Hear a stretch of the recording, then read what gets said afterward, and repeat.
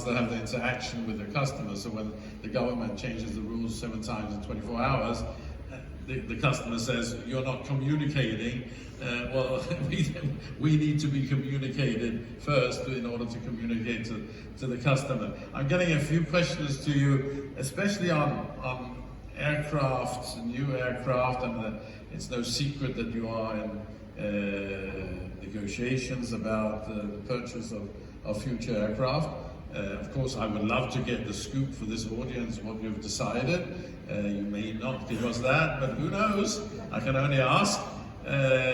But also, at the same time, you're waiting for aircraft that you ordered a long time ago and that got delayed. Why are these things happening with the delays of delivery of aircraft? And where is your thinking in terms of the new aircraft that you're going to purchase? As much as you can tell us. As much as I can tell you, I think a basic defined the close of what I call the second era, second epoch of Emirates, 38 years. We're now entering a new one, and that's going to take us until the late 30s, early 40s.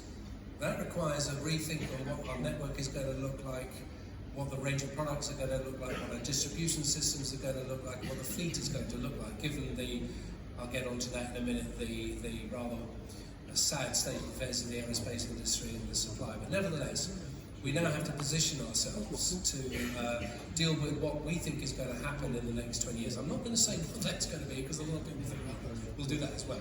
But it's part of a redefinition of where Emirates wants to be. I'm not saying we're reinventing ourselves, but I think, you know, we've come to say, I look at our products, certainly on the ground, and in fact they're stale. They need to be revitalized. We need to rethink a lot of how we go about on board. I think they're fantastic products, but I'm never particularly happy leaving things as they are. Every product has a cycle, and that includes the ground operation. So we're defining that.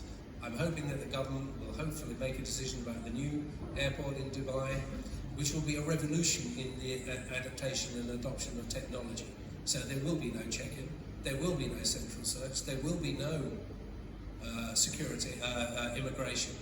And when you enter the airport, your bag will be taken from you, dropped down a hole like we used to see in JFK many years ago. And then you'll be free to walk. AI and all the other technological wonders will take care of whatever agencies are interested in you, maybe police, immigration, customs, I don't know, special branch, whatever.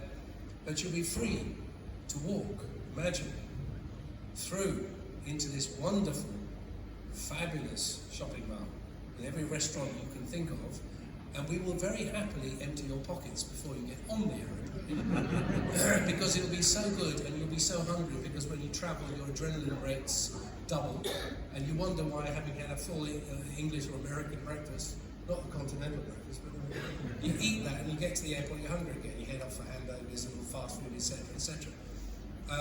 Technology will take care of everything through boarding of the planes. There will be, I'm not going to say an absence of the human being. The human will always be there. Whether that's a humanoid robot is something else in the future, well past my time.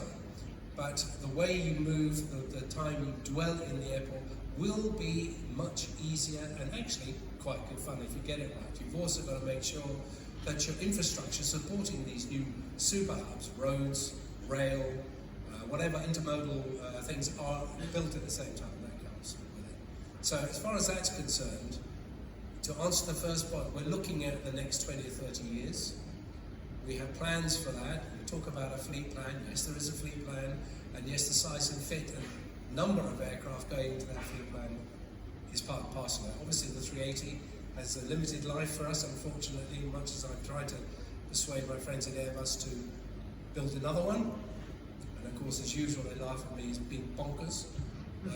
But honestly, I think we can get a new 380 built with 30% less fuel and cost of operating with new propulsion and all sorts of wonderful things. However, they're not there yet.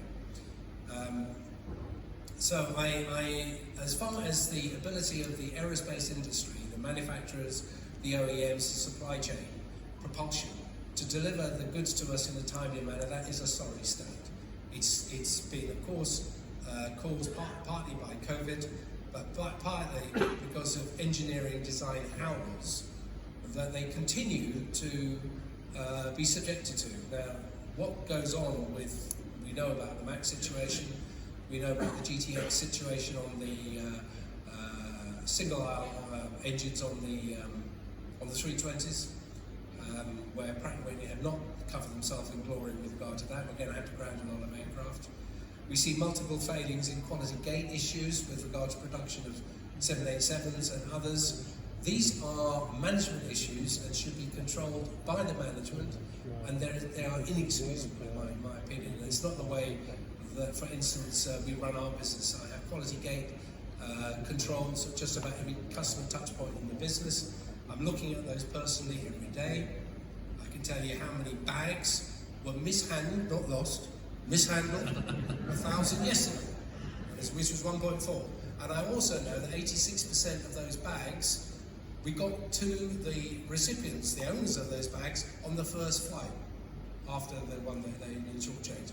And in the end, the number of lost bags is about 3%, if that.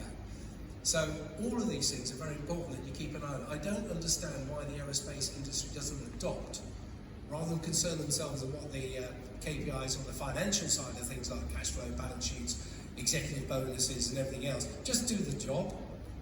Give us aeroplanes that work. Give us aeroplanes that are durable.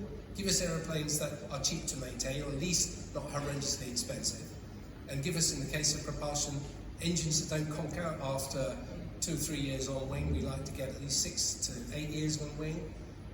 So all these issues are being dealt with, and we are obviously fairly vocal because we're a big buyer of aeroplanes. We have quite a lot of sway over what things are done and how they're done, but in the end, when you get a production facility in the US or Europe or whatever that isn't doing its job properly, I cannot put my engineers into, I don't know, Hamburg, Toulouse, or South Carolina to ensure that the machine tooling of the rivets on an aeroplane are being done correctly. Well, thank you. Thanks very much for